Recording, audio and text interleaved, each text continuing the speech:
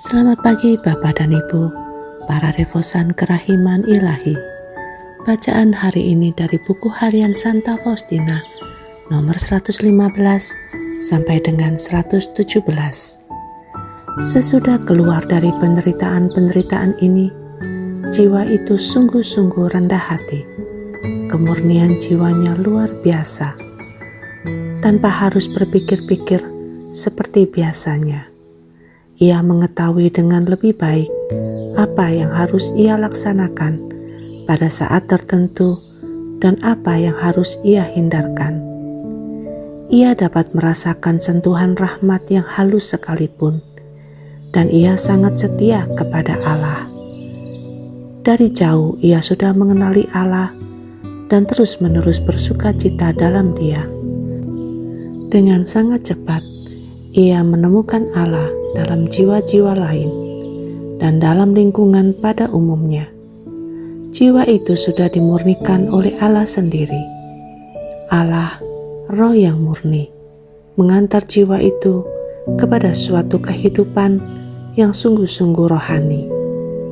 Allah sendiri sudah mempersiapkan dan memurnikan jiwa itu. Artinya, Ia telah membuat dia mampu bersatu erat dengan dirinya. Dalam penyerahan diri penuh cinta, jiwa itu bersatu dengan Tuhan secara rohani. Ia berbicara kepada Allah tanpa perlu mengungkapkan diri lewat indera. Allah memenuhi dia dengan terangnya. Budi yang telah diterangi dapat melihat dengan jelas dan dapat membedakan berbagai tingkat kehidupan rohani. Ia menyadari keadaan itu ketika kesatuannya dengan Allah belum sempurna. Di saat indera terlibat, dan dengan salah satu cara, roh berbaut pada indera, bergairah, bersemangat, yakin tetapi belum sempurna. Masih ada kesatuan yang lebih tinggi dan lebih sempurna dengan Allah, yakni kesatuan intelektual. Di sini jiwa lebih terbebas dari ilusi. Hidup rohaninya lebih murni dan lebih mendalam. Dalam suatu kehidupan di mana indera terlibat, bahaya ilusi lebih besar, baik bagi jiwa maupun bagi Bapak pengakuan. Kewaspadaan harus memainkan peran yang lebih besar. Ada saat-saat ketika Allah mengantar jiwa itu kepada suatu keadaan yang murni rohani. Semua indera memudar dan tampak sudah mati. Jiwa sangat erat bersatu dengan Allah. Ia tenggelam dalam kealahannya. Pengetahuannya lengkap dan sempurna, tidak sporadis seperti sebelumnya, tetapi total dan mutlak.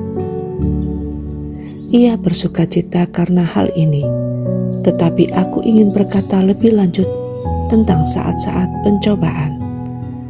Pada saat-saat seperti itu, Bapak pengakuan harus memiliki kesabaran terhadap jiwa seperti itu, dan jiwa itu harus memiliki kesabaran yang bahkan lebih besar terhadap dirinya sendiri.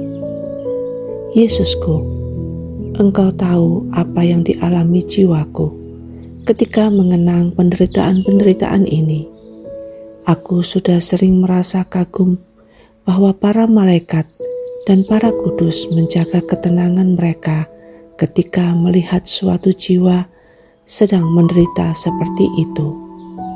Sungguh mereka memiliki cinta istimewa bagi kita pada saat-saat seperti itu. Sudah sering jiwa berteriak kepada Allah seperti seorang anak kecil yang berteriak keras-keras ketika ibunya menutupi wajahnya dan ia tidak dapat mengenalinya. Oh Yesusku, hormat dan kemuliaan bagimu karena ujian-ujian cinta ini sungguh besar dan tak terselami kerahimanmu. Semuanya, oh Tuhan, yang Kau inginkan bagi jiwaku, teresapilah oleh kerahiman-Mu. Di sini aku ingin menyebutkan bahwa mereka yang tinggal bersama orang seperti itu hendaknya tidak menambah penderitaan-penderitaan lahiriah, sebab sungguh barangkali piala jiwa itu sudah penuh, dan tetes yang kita tambahkan merupakan satu tetes yang berlebih, sehingga piala kepahitan akan meluap. Dan siapa yang akan bertanggung jawab atas jiwa seperti itu? Marilah kita waspada, jangan sampai menambah penderitaan orang lain, sebab hal itu tidak berkenan di hati Allah. Apabila para suster atau para superior tahu, atau bahkan menangkap isyarat bahwa suatu jiwa sedang mengalami cobaan-cobaan seperti itu, dan mereka toh masih menambah penderitaan-penderitaan lain, kiranya mereka berdosa berat, dan Allah sendiri akan menuntut pertanggungjawaban dari mereka atas nama jiwa seperti itu.